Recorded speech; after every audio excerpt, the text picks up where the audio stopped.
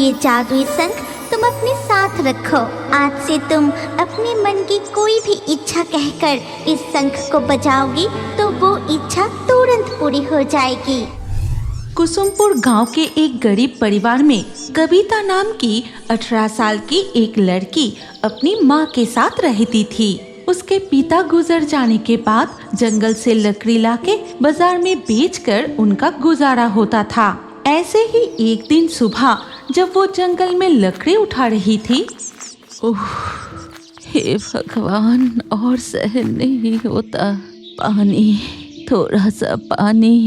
ये क्या माँ, तुम तो बिल्कुल थक गई हो। बैठो, इस पेड़ के नीचे बैठ जाओ। तुम्हें कितनी बार कहा है, इस तेज धूप में तुम्हें जंगल में आने की कोई जरूरत नहीं।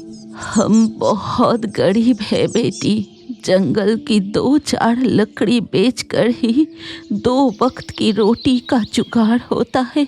तू अकेली सब कैसे संभालेगी? माँ, तुम यहाँ चुपचाप बैठो, मैं अभी तुम्हारे लिए पानी लाती हूँ। ये कहकर कविता पास की नदी से एक पत्ते में पानी लाकर अपनी माँ को पिलाती है। भगवान जाने हमारे ये दुख के दिन कब खत्म होगी। माँ, तुम देखना, एक दिन हमारे सभी दुख दर्द खत्म हो जाएंगे।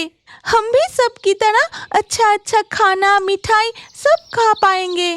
कविता की माँ उसकी बात सुनकर मुस्कुराते हुए कहती है, भगवान ने किस्मत में जो लिखा है वही होगा बेटी, और ये किस्मत कोई बदल नहीं सकता।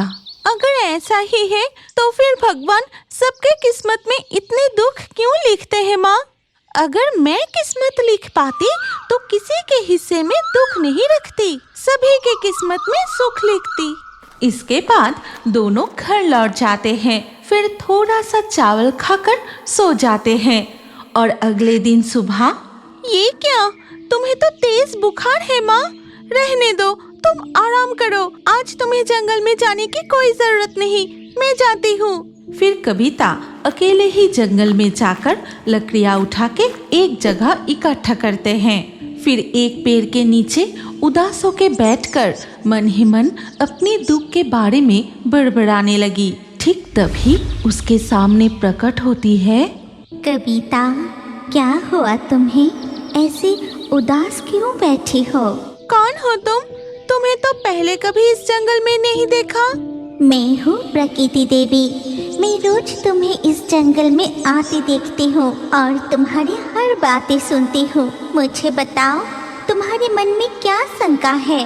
कविता अपनी मन की सारी दुख भरी बातें प्रकृति देवी को कहने लगी और सब कुछ सुनने के बाद प्रकृति देवी कहती है, इस संसार में हर चीज किसी न किसी कारण से घटित होती है। जो हो रहा है या जो होगा उसके पीछे जरूर कोई कारण होता है। लेकिन इंसानों की किस्मत में इतने दुख लिखने की क्या कारण है? तुम्हारे सभी प्रश्नों का उत्तर तुम्हें मिलेगा। ये जादुई शंख तुम अपने साथ रखो। आज से तुम अपने मन की कोई भी इच्छा कहकर इस शंख को बजाओगी तो वो इच्छा तुरंत पूरी हो जाएगी। और एक बात याद रखना, अपने मन में कभी भी अहंकार को जन्म मत देना। ये सुनकर कविता बहुत खुश होती है और प्रकृति देवी से शंख लेकर मन ही मन कहती है, मैं घर पहुंच के देखना चाहती हूँ मेरी माँ ठीक हो गई है। ये कहकर कविता शंख बजाने लगी। फिर घर लौट के देखती है कि सचमुच उसकी माँ स्वस्थ हो गई है और खाना बना रही है। तू आ गई बेटी, आजा खाना खा ले। इसका मतलब ये जादुई शंख सच में मेरी मनोकामना पूरी की है। रुको माँ, आज से हम सिर्फ चावल नहीं खाएंगे, हम तरह तरह की स्वादिष्ट खाना खाएंगे। फिर कविता मन की इच्छा बताकर शंख बजाती है और साथ ही साथ उनके सामने तरह तरह के स्वादिष्ट खाना आ जाते हैं। अरे बाप रे, ये मैं क्या देख रही हूँ? हाँ माँ, आज से हमारे सारे दुख के दिन खत्म हुए। अब हमारे सारे मनोकामना पूरी होंगे। इसी तरह दिन बीतने लगे। अब उनके पास एक बड़ा सा घर है और वो पेट भर के अच्छा खाना खाते हैं। ऐसे ही एक दिन कविता रास्ते से गुजर रही थी। तभी अरे क्या हुआ हरी काका, आप यहाँ बैठे रो क्यों रहे हैं? कविता, मेरी बेटी की शादी तय हुई है, लेकिन लड़के वाले दहेज मांग रहे हैं। इसके साथ 10 तोला सोना, खाट, बिस्तर, टीवी, मोटरसाइकिल। अगर ना दे पाए तो शादी नहीं होगा। मैं गरीब हूँ, इतना सब कुछ मैं कैसे दूंगा? ये सुनकर कविता मन ही मन कुछ कहती है। फिर वो जादुई शंख निकलकर बजाने लगती है और कहता है, चिंता मत करो हरी काका, निश्चिंत होकर घर जाओ। देखना, शादी की सारी इंतजाम हो गई है। ये सुनकर हरी काका घर लौट के देखते हैं कि सचमुच दहेज के सारी चीजें आ चुके हैं। ऐसे ही एक दिन सुबह कविता के घर एक बूढ़ी अम्मा आती है। कविता, ओ कविता, क्या तुम घर पर हो? अम्मा जी, आपको क्या हुआ? सुना है तू गाँव वालों की मदद कर रही है, मेरी भी मदद कर दे बेटी। मेरे बेटे की कारखाने की नौकरी चली गई है, उसका भी परिवार है। अगर नौकरी ना मिली तो हम सब भूख से मर जाएंगे। तू मेरे बेटे के लिए एक नौकरी का इंतजाम कर दे बेटी। ऐसा सुनकर कविता मन ही मन फिर से कुछ कहती है और वो जादुई शंख निकलकर बजाने लगती है। फिर कहती है, आप घर लौट जाइए अम्मा, घर जाके देखना सब ठीक हो गया है। इसी तरह कविता गांव के लोगों की तरह तरह से मदद करती रहती है और दिन बीतते जाते हैं। छी छी छी, ये कैसी चाय बनाई है मिनती? तुझे काम पर रख के मैं अपनी पैसा बर्बाद कर रही हूँ। तू तो ठीक तरह से चाय भी नहीं बना पाती। ये कहकर कविता की माँ चाय का कप फेंक देती है। ठीक उसी वक्त वहाँ कविता आती है। माँ, तुम मिनती चाची के साथ इस तरह के बर्ताव क्यों कर रही हो? जो किया ठीक किया, घर की नौकरानी के साथ ऐसा ही करना चाहिए, इसमें गलत क्या है? कल्याणी के व्यवहार से कविता नाराज होकर घर से निकल जाती है और रास्ते में देखती है, मुझे कुछ भिक्षा दे दो, मैंने 2 दिन से कुछ नहीं खाया, कुछ भिक्षा दे दो, भिक्षा। ये क्या अम्मा, तुम ऐसे भीख क्यों मांग रही हो? तुम्हारा बेटा तो अब अच्छी नौकरी करता है। हाँ बेटी, मेरे बेटे ने अब बहुत तरक्की की है, बड़ा घर भी बनाया है, लेकिन वो अपनी पत्नी की कहने पर मुझे घर से निकाल दिया है। कहा कि वो मेरा देखभाल नहीं कर सकता। ऐसा सुनकर कविता बहुत दुखी हो जाती है। वो बिना कुछ कहे आगे बढ़ती है। तभी वो रास्ते में हरी काका से मिलती है।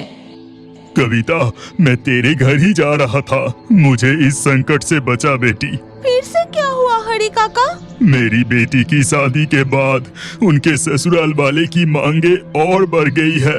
वो लोग मुझसे और भी महंगे सामान मांग रहे हैं और कह रहे हैं अगर मैं नहीं दिया तो वो मेरी बेटी को वापस घर भेज देगी। कविता इस बार भी हरी काका की बातों का जवाब ना देकर घर लौट आती है। ये सब क्या हो रहा है? मैं सबकी भलाई करने की कोशिश कर रहा हूँ, लेकिन यहाँ तो उल्टा हो रहा है। मैं ये सब नहीं चाहती, मैं चाहती हूँ सब कुछ पहले जैसा हो जाए। इसके बाद कविता फिर से वो शंख बजाने लगती है और अगले दिन सुबह होते ही उसकी माँ, कविता, कविता, जल्दी उठकर देख कि ये क्या अनर्थ हो गया है। सब कुछ पहले जैसा हो गया, हम फिर उसी पुराने टूटे घर में आ गए हैं। कविता जागकर देखती है कि सच में वो पहले जैसा मिट्टी के घर में आ गया है। फिर वो अपनी माँ की बातों का कोई जवाब ना देकर शंख लिए जंगल की ओर दौड़ने लगती है। प्रकृति देवी, आप कहाँ हो? तभी उसके सामने प्रकृति देवी प्रकट होती है। बोलो कविता, क्या तुम्हें अपने प्रश्न का उत्तर मिला? ये शंख आप वापस ले लीजिए, इससे मैं सबका भला करने की कोशिश कर रहा हूँ, लेकिन सब उल्टा हो रहा है। अब समझी विधाता सबके भाग्य में सुख दुख बांट कर क्यों लिखते हैं। इस संसार में मनुष्य की इच्छाओं का कोई अंत नहीं। अगर बिना मेहनत के मनुष्य को सब कुछ मिल जाए तो उसका मूल्य नहीं रहता। इसीलिए मेहनत करना चाहिए। मेहनत का फल सबको बराबर मिलता है। हाँ प्रकृति देवी, अब मैं सब समझ गई हूँ। ये जादुई शंख तुम अपने पास ही रखो। जब कोई सच में मुसीबत में पड़े तब उसका मदद करना। ये कहकर प्रकृति देवी अदृश्य हो जाते हैं और वो शंख को लेकर घर लौट आती है। बहुत समय पहले की बात है। हिमालय के एक पहाड़ी गांव के जंगल में एक रहस्यमयी परी रहती थी।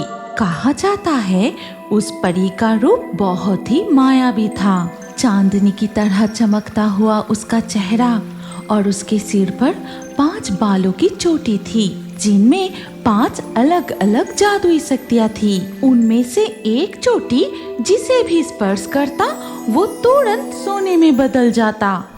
और उस मायावी परी की बाकी चोटियों में क्या शक्तियाँ थी? बाकी चोटियों में थी उसकी असली 4 शक्तियाँ। आज तक जो भी उस परी के सामने गया वो फिर कभी वापस नहीं लौटा। एक बार एक राजकुमार उस परी की खोज में निकला था। वो राजकुमार तो बहुत बहादुर था। क्या उसे उस मायावी परी की खोज मिला था? जिस जंगल में उस परी के डर से कोई जाने की हिम्मत नहीं करता था, वहाँ राजकुमार दिन रात जंगल के इस कोने से उस कोने तक घूम घूम कर सुंदर परी की खोज करता रहा। मायावी परी, तुम कहाँ हो? बाहर आओ। देखो, दक्षिण राज्य की राजकुमार तुमसे शादी करने के लिए आया है। मायावी परी, तुम कहाँ हो? फिर क्या हुआ दादी? क्या वो मायावी परी राजकुमार के सामने आया था? हाँ, आया तो था। एक झिलमिलाती हुई पूनम की रात में राजकुमार चलते हुए एक गुफा के पास पहुंचा। परी, तुम कहाँ हो? बाहर आओ। देखो, तुमसे शादी करने के लिए राजकुमार आया है। राजकुमार उदास होके एक पेड़ के नीचे बैठ गया। ठीक उसी वक्त एक गुफा के अंदर से वो मायावी परी बाहर आई। उसने सफेद चमकदार कपड़े पहने थे और सिर पर वही 5 अलौकिक चोटी। कौन है तू? तेरी हिम्मत कैसे हुई कि तू मेरी खोज में यहाँ आया? तुझे पता भी है मैं तेरा क्या कर सकती हूँ? मैं राजकुमार हृदय आपसे शादी करना चाहता हूँ। मैं पूरे राज्य को बताना चाहता हूँ आपके बारे में सारी अफवाहें झूठी है। आप उतनी डरावनी नहीं हो। सच में? तुम सच कह रहे हो? तुम मुझसे शादी करोगे? हाँ मायावी परी, मैं तुमसे शादी करके अपने राज्य की रानी बनाना चाहता हूँ। लेकिन तुम्हारी सिर पर ये 5 चोटियाँ क्यों है? ये कोई ऐसी वैसी चोटी नहीं। ये 5 चोटियों में 5 जादुई शक्ति है। कैसी शक्तियाँ? मुझे नहीं दिखाओगे? देखना चाहते हो तो फिर ये देखो। इस चोटी से मैं आग जला सकती हूँ और ये आग ज्वालामुखी से भी शक्तिशाली है। और इस चोटी से मैं तूफान और बारिश पैदा कर सकती हूँ। इसी तरह परी एक एक करके राजकुमार को अपने अलौकिक शक्तियों के बारे में बताती रही। 4 शक्तियाँ जानने के बाद राजकुमार परी से पूछा, और इस चोटी में क्या शक्ति है? इससे तुम क्या कर सकती हो? ये वाला चोटी से मैं किसी भी वस्तु को सोने में बदल सकती हूँ। वाह, तुम्हारी ये 5 शक्तियाँ अद्भुत है, पर इनसे भी सुंदर जो है वो है तुम्हारी रूप। मैं तुमसे शादी करना चाहता हूँ परी। ये कहते ही परी एक साधारण लड़की की रूप में लौट आई। फिर राजकुमार से कहा, चलिए राजकुमार, मैं आपको मेरा असली घर दिखाती हूँ। तुम्हारी असली घर? वो कहाँ है? इस जंगल में तो सिर्फ चारों तरफ पेड़ ही पेड़ है। चलो तो सही, मैं दिखाती हूँ। इसके बाद राजकुमार परी के साथ चलने लगा। फिर धीरे धीरे सुबह हो गई। फिर परी एक जगह आके रुक जाती है। क्या हुआ परी, तुम यहाँ रुक क्यों गई? तुम्हारी असली घर कहाँ है? यही तो है वो जगह, हम पहुँच चुके हैं। लेकिन यहाँ तो कुछ भी नहीं है, सिर्फ पेड़ है।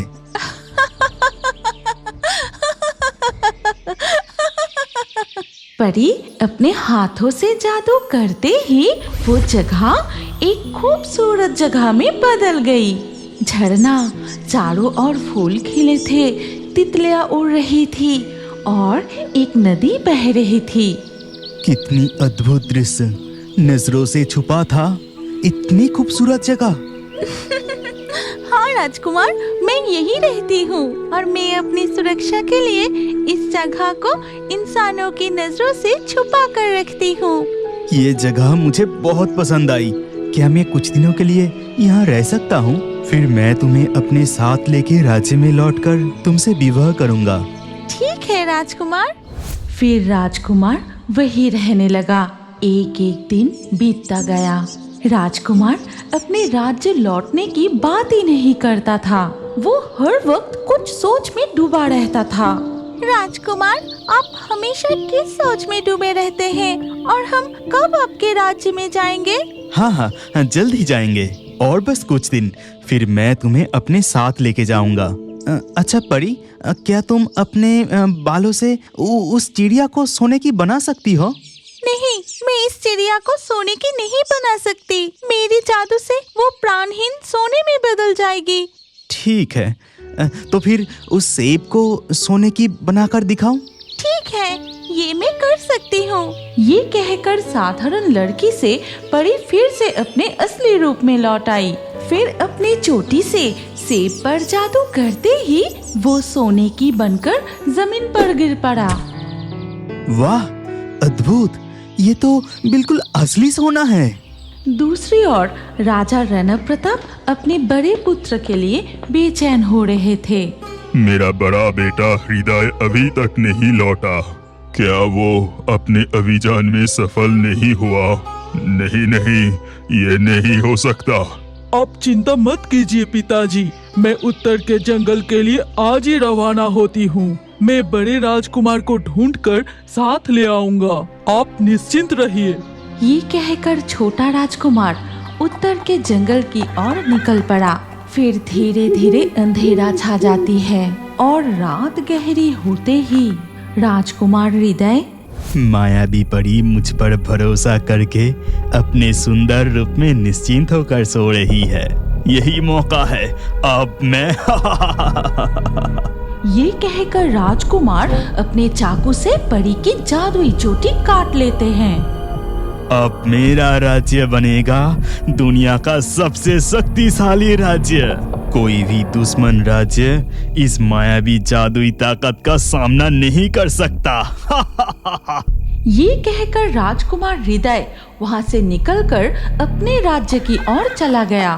फिर धीरे धीरे सुबह हो जाती है और परी की नींद टूटते ही नहीं, ये नहीं हो सकता। राजकुमार हृदय ने मेरे साथ विश्वासघात किया। मैंने उसे प्यार किया, उस पर भरोसा किया और ये अंजाम। बदला मैं उसे कभी नहीं छोड़ूंगी। उसका पूरा राज्य तबाह कर दूंगी। दूसरी ओर छोटा राजकुमार निलय अपने बड़े भैया की खोज में पहाड़ी जंगल में इधर उधर भटकते हुए उसी गुफा की ओर चला जाता है। पिता, मैं लौट आया हूँ। मैं अपने अभियान में सफल हुआ। ये देखिए पिता, उस मायावी परी की जादुई बाल। लेकिन छोटा राजकुमार नीलय तुम्हारे साथ क्यों नहीं दिख रहा? उससे तुम्हारा मुलाकात नहीं हुई? मेरे भैया नीलय, उससे मुलाकात? क्या बात है पिताजी, मुझे बताइए। छोटा राजकुमार नीलय तुम्हारे खोज में उत्तर के जंगल में गया है। हे भगवान, भैया उत्तर के जंगल में गया। अब उस जंगल में जाना मतलब वहाँ वो मायावी परी प्रतिशोध के लिए भटक रही है। आज के लाकी ड्रॉ में चुने गए सर्वश्रेष्ठ कमेंट्स और दर्शकों के नाम हैं साकिब, सोहानी, आरती, कौशिक, गायत्री, शीला, जितेंद्र, फरहाना, संजना, अनीता, निकिता, तीशा, खुशबू, सिमरन, अस्मिता। आपका नाम और सबसे बेहतरीन कमेंट्स भी अगले वीडियो में हो सकते हैं, इसीलिए अभी हमारे चैनल जल परी कार्टून को सब्सक्राइब करें और स्क्रीन के ऊपर आए इस वीडियो को क्लिक करके अगला वीडियो जरूर देखिए। अपना नाम अगले वीडियो के कमेंट में जरूर लिखिए। सोच क्या रहे हो, जल्दी क्लिक करके वीडियो को देखिए।